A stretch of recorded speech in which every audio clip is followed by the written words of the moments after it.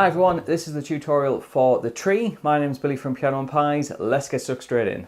So to play this the easiest, we're going to need a capo on fret 2. If you're in need of a capo, check out the link in the description. There's a cheap one on Amazon, it's the one I use. However, the first chord that starts the song is a G major chord. Now in reference to the capo, that is 3, 2, 0, 0, 0 and a 3 on your high E string.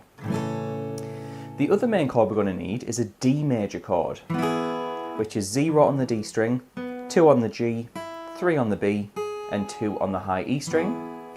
And actually there's one more chord that we really need, a C major chord, which is 3 on the A, 2 on the D, 0 on the G, 1 on the B, and an open E string. Now this song it's in what you call a 6/8 feel, and that means we're going to have kind of 6 drums per bar. And the start of the song goes like this: G for 6, 1, 2, 3, 4, 5, 6, again 2, 3, 4, 5, 6, again 2, 3, 4, 5, 6, D. So we've got 3 lots of the G chord and 1 lot of the D chord. And what I'm doing, I'm trying to stress the 1, 2, 3, 4, 5, 6 of that bar, of every bar really. So 1, 2, 3, 4, 5, 6, 1, 2, 3, 4, 5, 6, 1, 2, 3, 4, 5, 6, 1, 2, 3, 4, 5, 6. So the 1 and the 4 of every bar gets a little bit more of a stress.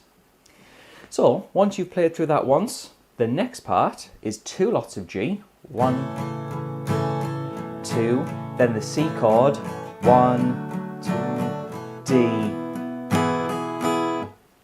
It then goes back to the original part, G, G again, a third time, then D. And then to end the verse with, before we get to the chorus, we've got quite a bit of a difference. So we have 3 strums of G, 1, 2, 3, and then a passing chord. Now that passing chord is similar to the G chord. Get rid of this finger and take that finger and move it to the E string. It's called a G/F sharp, it's a passing chord. It sounds a bit strange by itself, but when you put it with the chords around it, it sounds really nice.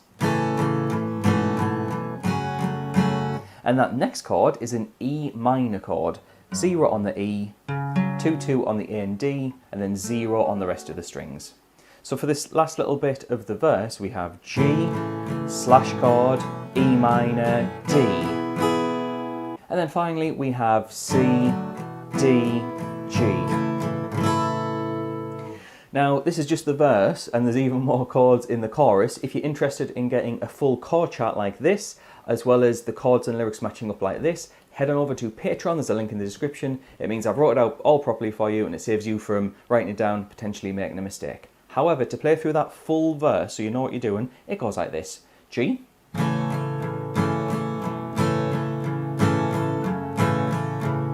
D, then back to G, C, D, G,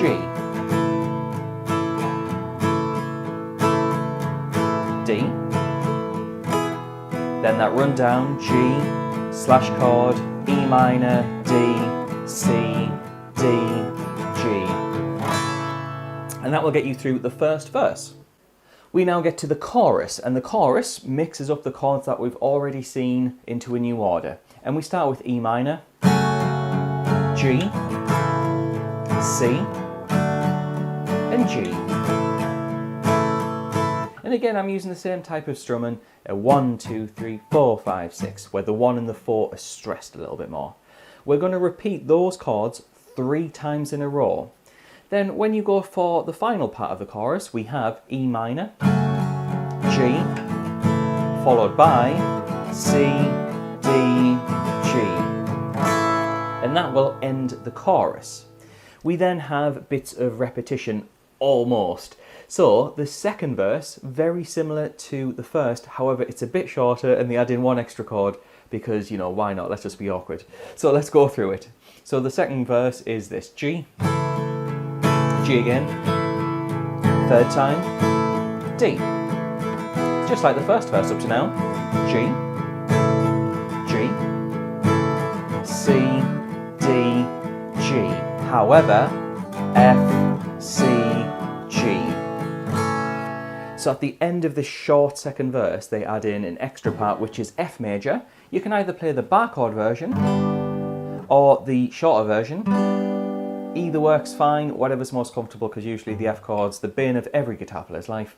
So we play that for 3 beats. 1, 2, 3, C, 2, 3, G, 2, 3, 4, 5, 6. And that ends the second verse.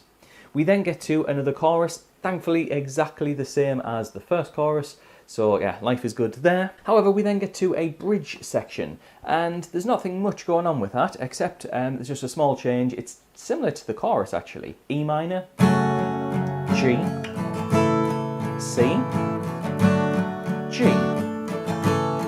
E minor, G, and then 2 lots of C.